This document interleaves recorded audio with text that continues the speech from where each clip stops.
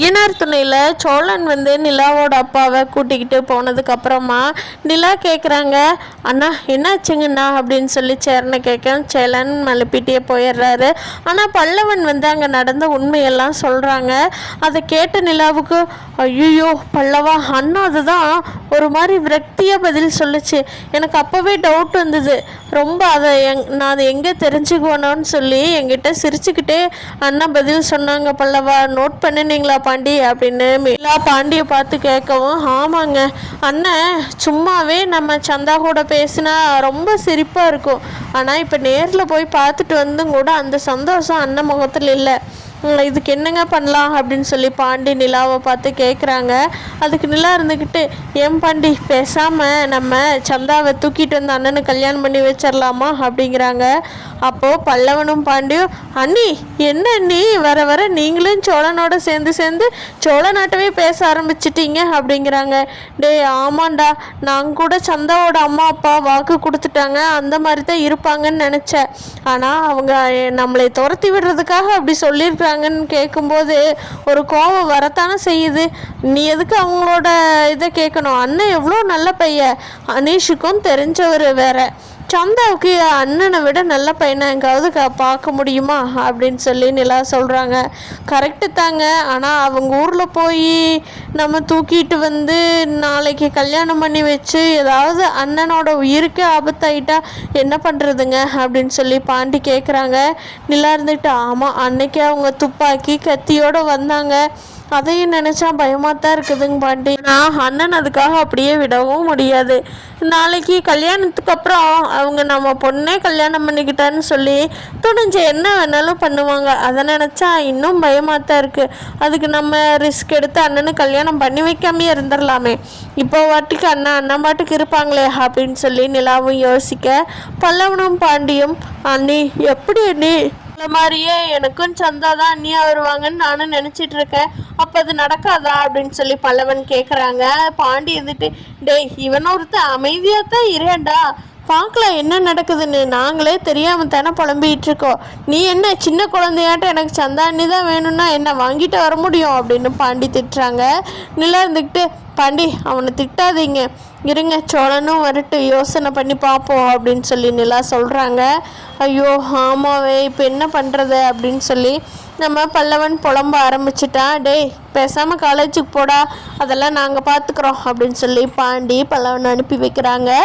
சோழன்கிட்ட நிலாவோட அப்பா தன்னோட சொத்து எல்லாமே நிலாவுக்கும் தானே கொடுக்க போகிறேன், அதனால் ஒரு ஃப்ளாட் வாங்கி வச்சு எல்லாமே பண்ணித்தரேன், நீங்கள் அங்கே இருங்க அப்படின்னு சொல்லவும் அதுக்கு கண்டிப்பாக சோழன் ஒத்துக்கவே மாட்டார். உங்களுக்கும் ட்ராவல்ஸ் ஆரம்பித்து தரேன், நீங்கள் ஃபேமிலியாகவும் ஒரு ஃப்ளாட் எடுத்து தரேன், நிலா என் பொண்ணை கூட்டிக்கிட்டு நீங்கள் அங்கே தங்கிக்குங்க அப்படின்னு சொல்கிறத கண்டிப்பாக சோழன் ஒத்துக்கவே மாட்டார்.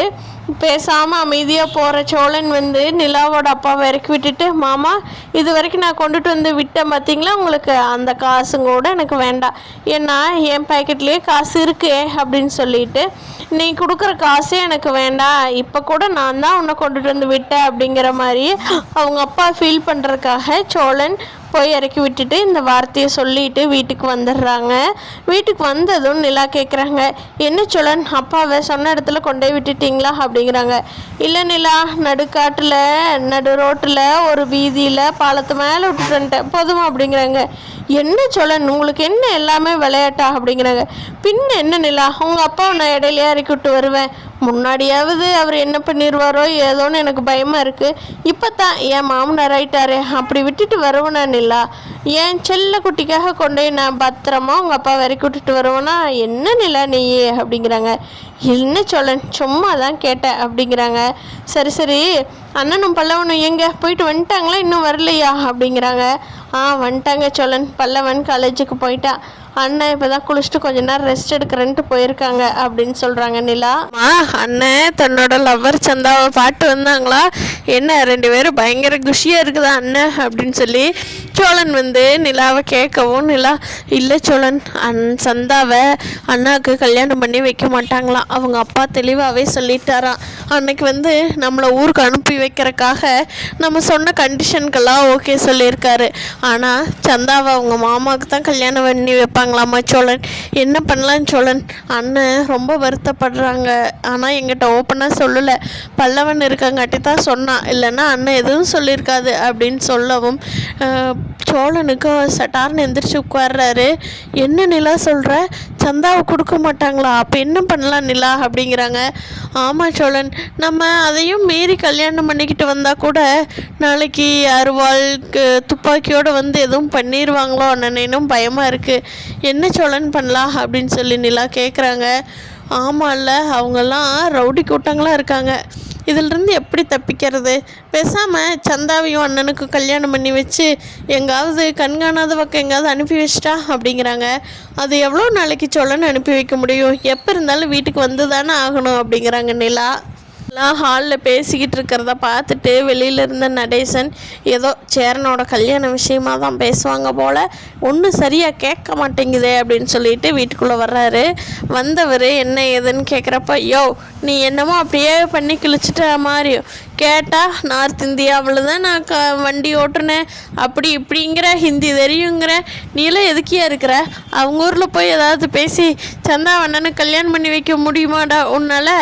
என்னையா நீ எல்லாம் பேச வராதப்போ, நீ போய் தண்ணி போட்டு அங்கே சுற்றிக்கிட்டு இரு. இப்படி உருப்படியான விஷயமெல்லாம் பசங்களுக்கு நீ செஞ்சு கொடுத்துட்டீன்னா என்ன ஆகிறது அப்படின்னு சொல்லி சோழன் சொல்கிறாங்க.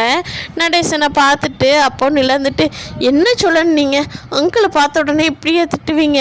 விடுங்க, அவர் தான் எதுக்கும் ஆக மாட்டார், நம்மளுக்கு எந்த நல்லதும் பண்ண மாட்டார், நம்மளுக்கு இடைஞ்சல் பண்ணுறதுக்கே இருக்காருங்கிறது தெரிஞ்சு போச்சே, அப்படியே டென்ஷன் ஆகிறீங்க அப்படின்னு சொல்லி நிலாவும் தன்னோட கடுப்பை காட்டுறாங்க. நடேசன் முன்னாடியே நடேசனை திட்டுற மாதிரியும் திட்டாத மாதிரியும் கேட்டுட்டு இருந்த நடேசன், இருங்க இப்போவே நான் சேரனோட கல்யாணத்துக்கு ஒரு முடிவு எடுக்கிறேன்.